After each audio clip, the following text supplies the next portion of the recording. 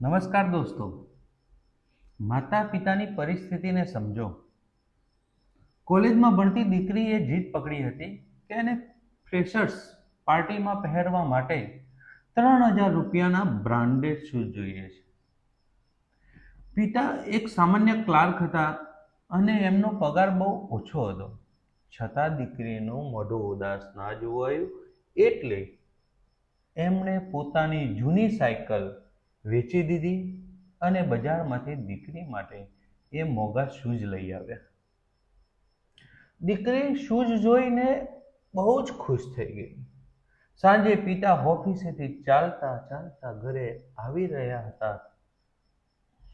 ધોમધખતા ઉનાળાના રસ્તા ઉપર ચાલતી વખતે અચાનક એમના 5 વર્ષ જૂના ચપ્પલની પટ્ટી પણ તૂટી ગઈ. ખિસ્સામાં હવે ચપ્પલ સંધાવાના 10 રૂપિયા પણ નહોતા.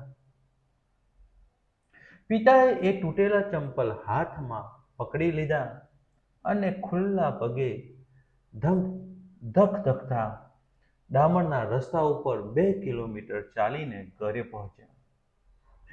એમના પગના તળિયામાં મોટા ફોલ્લા પડી ગયા હતા.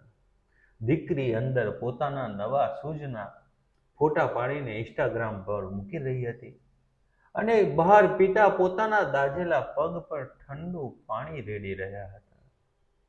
આ જ જીવનની કડવી શીખ છે.